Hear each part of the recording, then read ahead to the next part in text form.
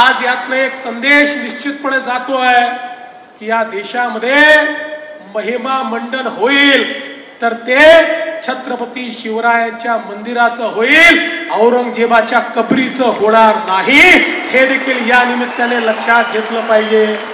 आज हे ठीक आहे, खरं म्हणजे त्या औरंग्याची कबर कशाला हवी, परंतु आपल्याला देखील कल्पना आहे की एएसआयने त्याला 50 वर्षापूर्वी संरक्षित म्हणून अशा प्रकारचं त्या ठिकाणी स्थळ म्हणून घोषित केलेलं आहे आणि म्हणून त्याचं संरक्षण देखील करायची जबाबदारी ही राज्य सरकारवर आणि केंद्र सरकारवर येऊन पडलेली आहे।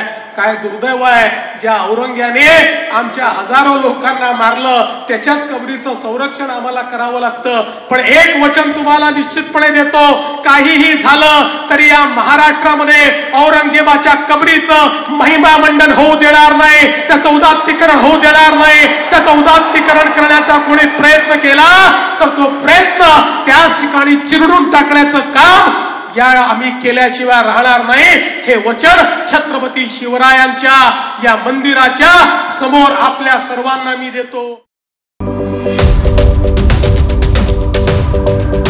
YouTube वर सुद्धा रायगड टाइम्स सर्च करा आणि पहा रायगडच्या कानाकोपऱ्यातील प्रत्येक बित्तम बातमी।